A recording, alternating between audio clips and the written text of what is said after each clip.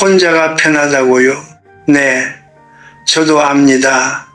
그 말이 얼마나 익숙한지. 아침에 눈을 뜨면 아무도 없는 고요함이 오히려 반갑고, 저녁 식탁에 혼자 앉아도 딱히 불편하지 않고, 누군가와 약속을 잡는 것보다 혼자 있는 것이 훨씬 덜 피곤하다는 그 느낌, 저는 그 감각을 잘 압니다. 그리고 바로 그렇기 때문에 오늘 저는 여러분께 이 질문을 드리고 싶습니다. 정말로 괜찮은 겁니까? 저는 올해로 105해를 살았습니다. 전쟁을 받고 가난을 받고 사랑하는 사람들이 하나둘 세상을 떠나는 것을 지켜봤습니다. 제가 살아오면서 가장 많이 들은 말 중 하나가 바로 이 말이었습니다. 저는 혼자가 편해요. 그 말을 입에 달고 살던 사람들이 어떻게 늙어갔는지 저는 너무나 많이 보았습니다. 그래서 압니다. 그 말이 때로는 진짜 평온함에서 나오는 것이 아니라 상처로부터 자신을 보호하기 위해 만들어낸 이야기라는 것을, 인간은 참 묘한 존재입니다. 다치고 나면 다시는 다치지 않으려고 벽을 쌓습니다. 관계에서 상처를 받으면 사람이 문제야 라고 결론을 내리고 조금씩 연결의 문을 닫아갑니다. 그리고 어느 순간 그 벽이 너무 익숙해져서 그것이 평화인 줄 착각하게 됩니다. 고요함과 공허함을 구분하지 못하게 됩니다. 혼자 있는 것이 선택인지 아니면 어느새 그것밖에 남지 않은 것인지조차 흐릿해집니다. 저는 젊었을 때 고독을 힘의 상징이라고 생각했습니다. 30살에 저는 스스로에게 이렇게 말했습니다. 진정으로 강한 사람은 혼자서도 충분하다. 그 믿음은 꽤 오랫동안 저를 지탱해 줬습니다. 하지만 80이 넘고 90을 지나면서 저는 그 믿음이 반만 맞았다는 것을 알게 되었습니다. 혼자 설 수 있는 힘은 분명 필요합니다. 그러나 혼자 서 있기만 하는 삶은 결국 조용히 무너집니다. 소리도 없이. 오늘 제가 드릴 이야기는 두려움에 관한 것이 아닙니다. 죽음에 관한 이야기도 아닙니다. 이것은 살아있는 동안 어떻게 살 것인가에 관한 이야기입니다. 외로움이 몸을 어떻게 갉아먹는지, 뇌를 어떻게 변화시키는지, 심장을 어떻게 약하게 만드는지, 그리고 결국 아침마다 눈을 떠야 할 이유를 어떻게 지워버리는지, 80이 되어서야 비로소 깨닫게 되는 이 4가지 진실을 저는 오늘 여러분께 미리 드리고 싶습니다. 왜냐하면 아는 것과 모르는 것 사이에는 때로는 한 사람의 남은 인생 전체가 놓여 있기 때문입니다. 자, 이제 시작하겠습니다. 첫 번째 이유, 증상 없는 적. 제가 40살이었을 때 가까운 동료 교수가 있었습니다. 그는 평생을 학문에 바친 사람이었고 조용하고 단정한 삶을 살았습니다. 아내가 먼저 세상을 떠났을 때 그는 담담하게 말했습니다. 괜찮아. 나는 원래 혼자가 편한 사람이야. 주변 사람들은 그의 의연함을 칭찬했습니다. 강하다고 했습니다. 그런데 그로부터 불과 2년이 지났을 때 그는 병원에 실려갔습니다. 의사는 심각한 면역계 이상을 진단했고 특별한 외부 원인을 찾지 못했습니다. 저는 그때 처음으로 진지하게 생각하기 시작했습니다. 몸이 먼저 알고 있었던 것이 아닐까 하고. 외로움은 조용합니다. 그것이 가장 무서운 이유입니다. 암은 검사에서 잡힙니다. 당뇨는 혈당 수치로 나타납니다. 고혈압은 혈압계가 알려줍니다. 하지만 외로움은 어떤 기계도 직접 측정하지 못합니다. 그것은 몸 안으로 스며들어 아무도 모르게 일을 시작합니다. 장기적인 고립 상태가 지속되면 우리 몸은 그것을 위협으로 인식합니다. 그리고 그 위협에 반응하기 위해 스트레스 호르몬인 코르티솔을 지속적으로 분비하기 시작합니다. 처음에는 아무 느낌도 없습니다. 불편하지도 않습니다. 그저 조금 피곤하고 조금 무기력하고 조금 의욕이 없을 뿐입니다. 그렇게 몇 달이 지나고 몇 년이 지나면 몸 안에서는 이미 만성염증이 자리를 잡고 있습니다. 면역 체계는 서서히 무너지고 있습니다. 그런데 본인은 모릅니다. 왜냐하면 아프다는 신호가 뚜렷하게 오지 않기 때문입니다. 저는 오랫동안 사람들을 관찰해 왔습니다. 100년이 넘는 시간 동안 저는 수많은 죽음을 가까이서 보았습니다. 그리고 이상한 패턴을 발견했습니다. 배우자를 잃은 사람이 그 후 1년에서 2년 사이에 갑자기 건강이 나빠지는 경우가 너무나 많았습니다. 단순한 슬픔이라고 하기엔 너무 규칙적이었습니다. 의학계에서는 이것을 사별 효과라고 부른다는 것을 나중에 알았습니다. 깊은 연결이 끊어졌을 때 몸은 그것을 생존의 위기로 받아들인다는 것입니다. 인간의 몸은 애초에 혼자이도록 설계되지 않았기 때문입니다. 여러분 생각해 보십시오. 우리는 어머니의 뱃속에서부터 다른 존재와 연결된 채로 태어납니다. 태어난 순간에도 누군가의 손이 우리를 받아줍니다. 걸음마를 배울 때도, 처음 두려움을 느낄 때도 우리는 본능적으로 누군가를 향해 손을 뻗습니다. 이것은 나약함이 아닙니다.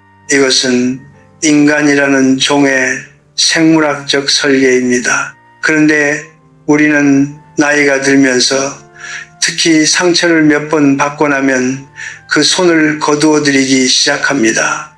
그리고 그것을 성숙함이라고 부릅니다. 저는 지금 감히 말씀드립니다. 그것은 성숙함이 아닙니다. 그것은 몸이 서서히 꺼져가는 소리를 외면하는 것입니다. 저의 그 동료 교수는 결국 회복하지 못했습니다. 그가 마지막으로 제게 한 말이 아직도 귓가에 남아 있습니다. 형석이, 나는 너무 오래 혼자 버텼어. 그는 후회하고 있었습니다. 강하게 버텼다는 것을 후회하고 있었습니다. 저는 그날 이후로 고독을 미덕으로 포장하는 말들을 들을 때마다 조심스러워집니다. 혼자 있는 것이 때로는 필요합니다. 하지만 혼자 버티는 것을 자랑으로 삼는 순간 몸은 이미 그 대가를 치르기 시작한다는 것을 저는 너무나 많은 사람들을 통해 배웠습니다. 외로움은 어떤 암보다 조용합니다.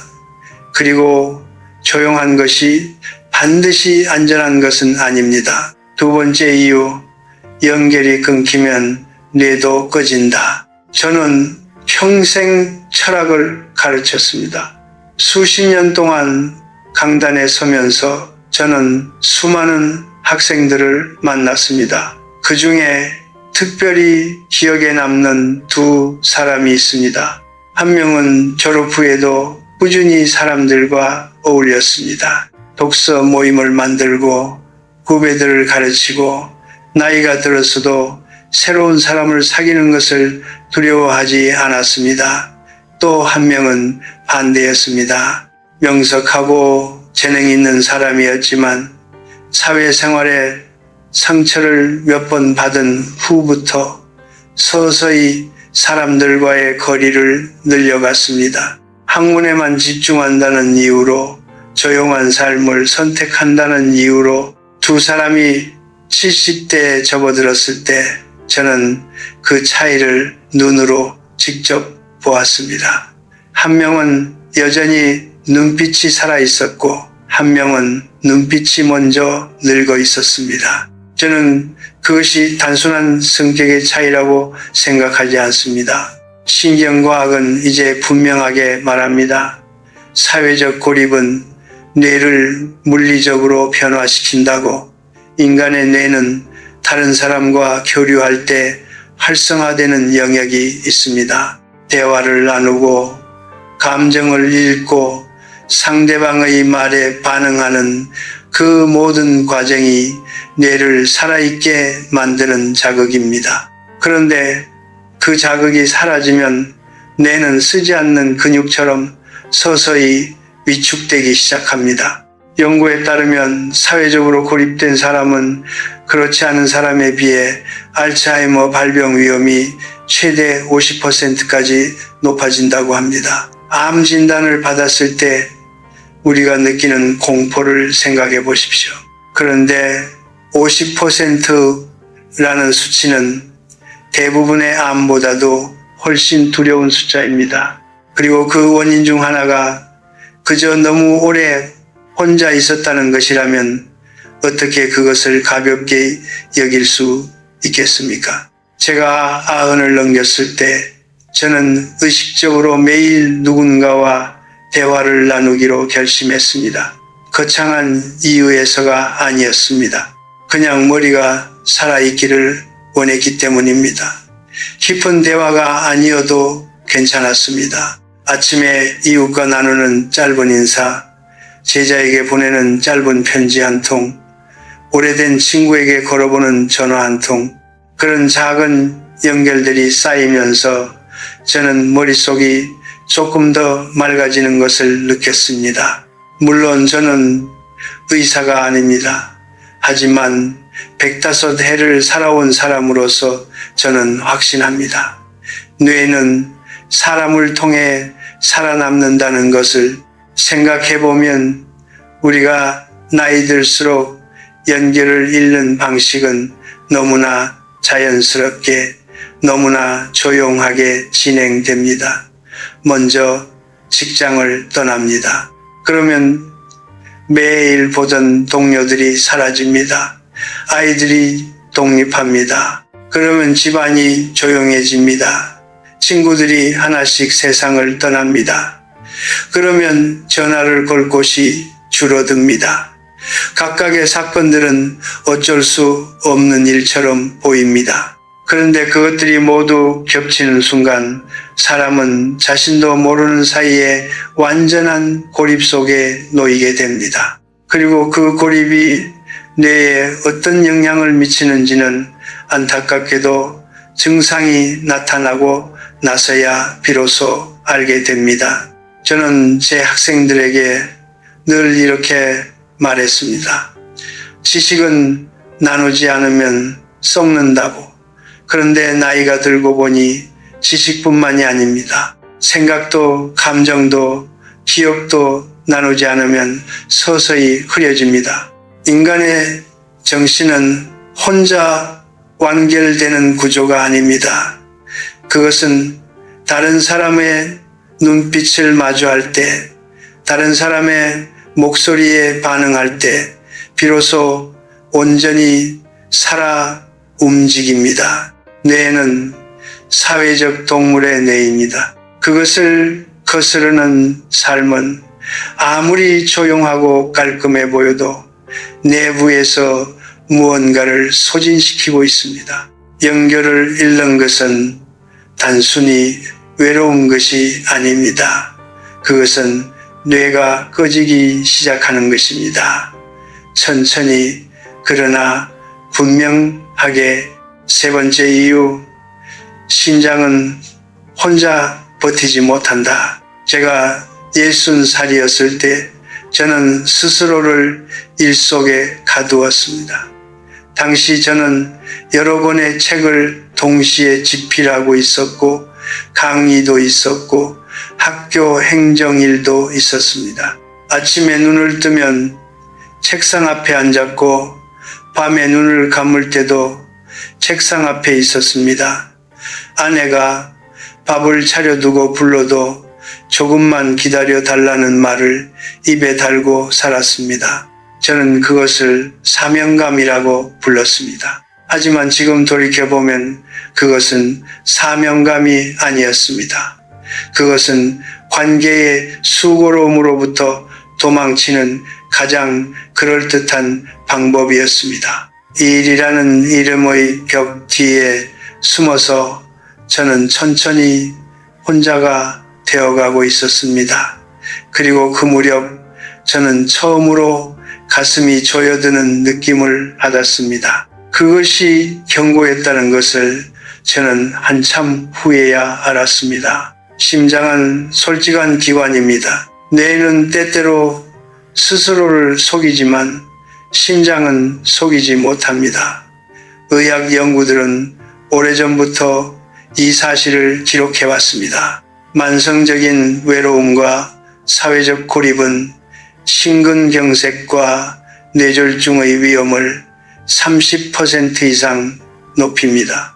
이 수치가 얼마나 심각한 것인지 실감하려면 비교가 필요합니다. 간접 흡연이 심혈관 질환 위험을 높이는 수준보다, 비만이 심장에 가하는 부담보다 외로움이 심장에 미치는 영향이 더 크다는 것입니다. 그런데 우리는 금연 캠페인은 만들고 체중 관리 프로그램은 만들면서 외로움에 대해서는 이상할 만큼 조용합니다. 마치 그것은 개인의 문제이고 스스로 해결해야 할 감정의 영역이라는 듯이. 하지만 심장은 그렇게 생각하지 않습니다. 인간의 심장은 처음부터 다른 심장 소리를 들으며 자랐습니다. 어머니의 뱃속에서 어머니의 심장 박동을 들으며 형성되었고, 태어난 후에도 누군가의 품 안에서 그 리듬에 맞춰 안정을 찾았습니다. 이것은 감상적인 이야기가 아닙니다. 이것은 생리학입니다. 다른 사람과 함께 있을 때, 특히 신뢰하는 사람과 함께 있을 때 우리 몸은 부교감, 신경계가 활성화되면서 심박수가 안정되고 혈압이 낮아집니다. 반대로 만성적인 고립 상태에서는 몸이 항상 경계 상태를 유지합니다. 교감, 신경계가 쉬지 못합니다. 그 긴장이 수십 년 축적되면 심장은 조용히 그러나 확실히 달아갑니다. 저는 60 중반에 결국 아내에게 사과를 했습니다. 늦은 밤 서재에서 나와 거실에 앉아있는 아내 옆에 조용히 앉았습니다. 특별한 말은 하지 않았습니다. 그냥 옆에 앉아 같은 방향을 바라보았습니다. 아내도 아무 말을 하지 않았습니다. 그런데 그 순간 저는 오랫동안 느끼지 못했던 어떤 이완감을 느꼈습니다. 가슴 어딘가가 풀리는 느낌이었습니다. 지금 생각하면 그것이 바로 심장이 쉬는 소리였을 것입니다. 오랫동안 혼자 버텨온 심장이 드디어 옆에 누군가가 있다는 것을 알아채는 소리였을 것입니다. 여러분 중에 지금 이 순간 일 때문에 혹은 체면 때문에 혹은 귀찮음 때문에 가장 가까운 사람과 거리를 두고 있는 분이 계십니까? 저는 그분들께 감히 말씀드립니다. 심장은 이유를 묻지 않습니다. 심장은 다만 옆에 누가 있는지를 느낄 뿐입니다. 그리고 아무도 없다고 느낄 때 심장은 그 무게를 오롯이 혼자 감당합니다. 처음에는 버팁니다. 하지만 영원히 버티는 심장은 없습니다. 강함이란 혼자 견디는 것이 아닙니다. 강함이란 기꺼이 연결을 선택하는 용기입니다. 심장은 그것을 알고 있습니다. 우리보다 훨씬 더 잘. 네 번째 이유, 매일 아침 눈을 떠야 할 이유를 잃는다. 저는 매일 새벽 5시에 일어납니다. 105살인 지금도 그렇습니다. 사람들은 종종 묻습니다. 어떻게 그 나이에 그렇게 일찍 일어날 수 있냐고, 건강 비결이 있냐고, 특별한 식단이 있냐고, 저는 그때마다 같은 대답을 합니다. 저를 일어나게 하는 것은 몸의 습관이 아닙니다. 저를 일어나게 하는 것은 오늘 이야기를 나눌 사람이 있다는 사실입니다. 오늘 누군가에게 전해줄 말이 있다는 느낌입니다. 그 느낌이 사라지는 날, 저는 아마 더 이상 새벽을 맞이하지 못할 것이라고 생각합니다. 살아있다는 것은 숨을 쉬는 것이 아닙니다. 살아있다는 것은 이유가 있는 것입니다. 저는 오랜 세월 동안 많은 노인들을 보아왔습니다. 그 중에서 가장 빨리 쇠약해지는 사람들의 공통점이 있었습니다. 그것은 병이 아니었습니다. 가난도 아니었습니다. 그것은 아침에 눈을 떴을 때 오늘 하루를 살아야 할 이유를 찾지 못하는 것이었습니다. 기다리는 사람이 없고 해야 할 말이 없고 자신의 존재를 필요로 하는 무언가가 없을 때 사람은 서서히 내부에서부터 꺼지기 시작합니다. 이것은 우울증이라는 임상적 진단과는 조금 다릅니다. 이것은 더 근원적인 것입니다. 존재의 이유를 잃는 것, 철학에서는 이것을 실존적 공허라고 부릅니다. 그리고 저는 그것이 어떤 암세포보다도 조용하고 잔인하게 사람의 남은 시간을 잠식한다는 것을 압니다. 인간은 의미를 먹고 삽니다. 빵만으로는 살 수 없다는 말이 있습니다. 저는 그 말이 단순한 시적 표현이 아니라 생물학적 사실이라고 생각합니다. 우리 뇌는 의미 있는 활동을 할 때, 사랑하는 사람과 연결될 때, 누군가에게 필요한 존재라고 느낄 때 도파민과 옥시토신을 분비합니다. 이 물질들은 단순한 행복 감정이 아닙니다. 이것들은 면역 체계를 강화하고 세포 회복을 돕고 심장 리듬을 안정시키는 실질적인 생리 작용을 합니다. 반대로 의미를 잃었을 때, 연결을 잃었을 때 뇌는 이 물질들의 분비를 멈춥니다. 몸은 더 이상 스스로를 유지할 이유를 찾지 못하게 됩니다.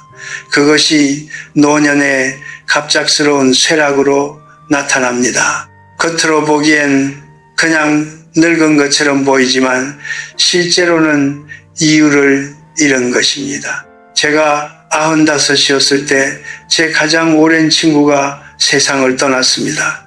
우리는 70년을 알고 지낸 사이였습니다. 그가 떠난 후 몇 달 동안 저는 처음으로 새벽 5시에 눈이 떠지지 않는 경험을 했습니다. 몸이 아픈 것이 아니었습니다.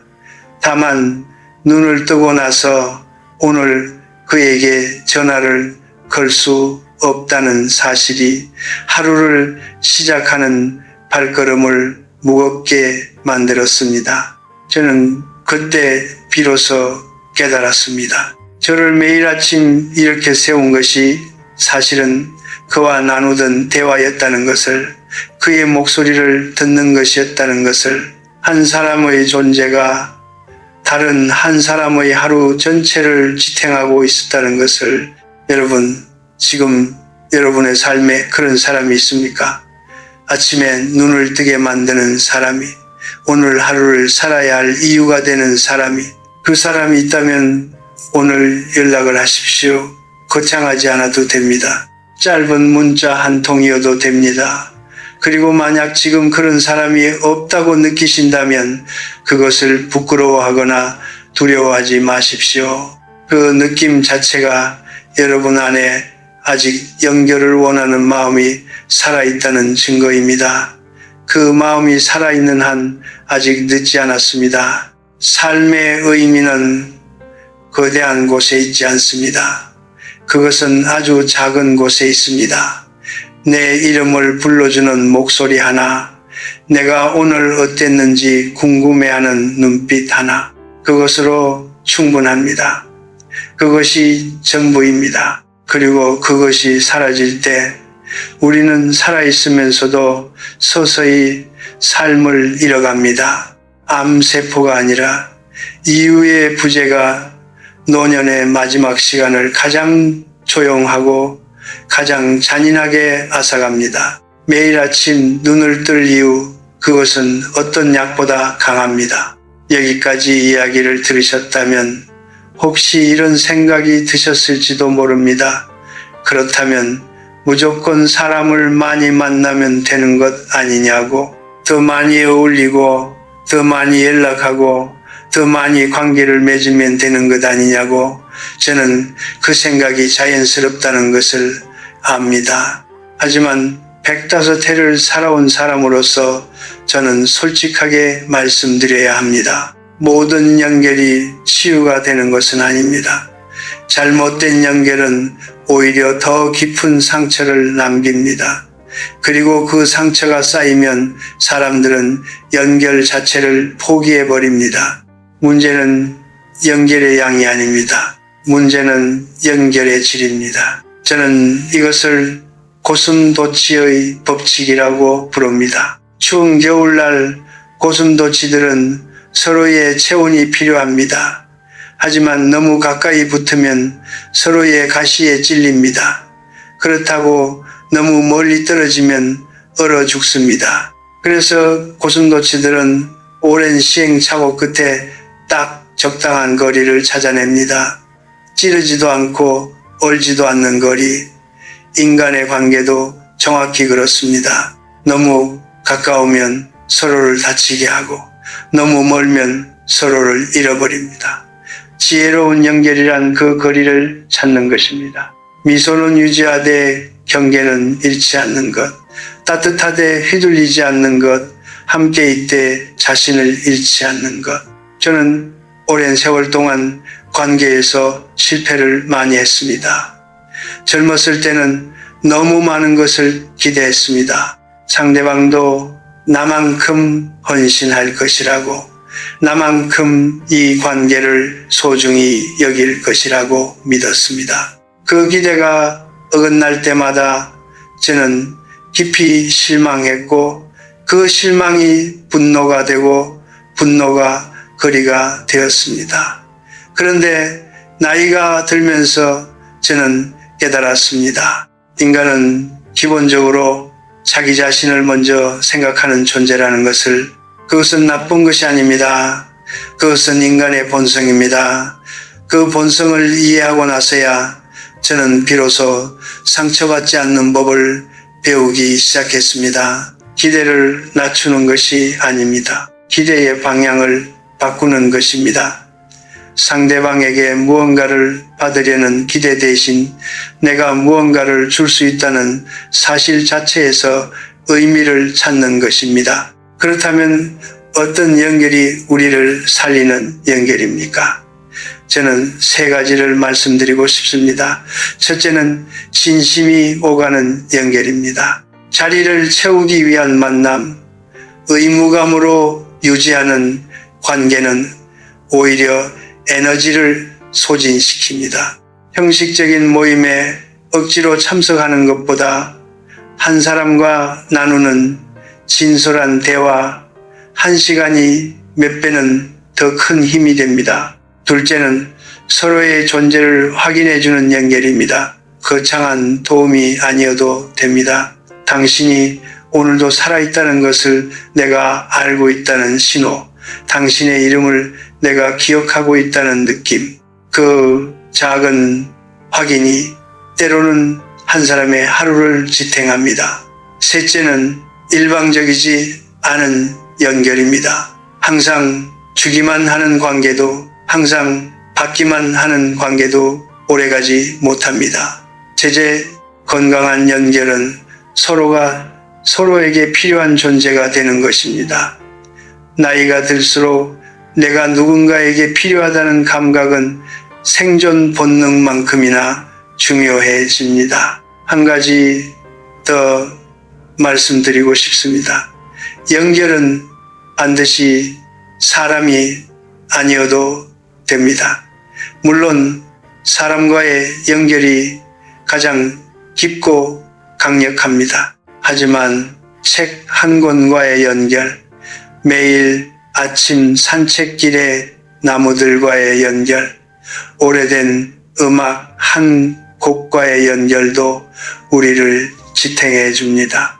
저는 90이 넘은 후부터 매일 아침 짧은 글을 씁니다. 누가 읽든 읽지 않든 상관없이 그날 제 마음을 종이 위에 내려놓는 것입니다. 그 행위 자체가 저와 세상 사이의 연결을 유지해 줍니다. 나의 생각이 어딘가에 존재한다는 것, 내가 오늘도 무언가를 느끼고 있다는 것을 확인하는 것입니다. 자신을 잃지 않는 연결, 그것이 핵심입니다.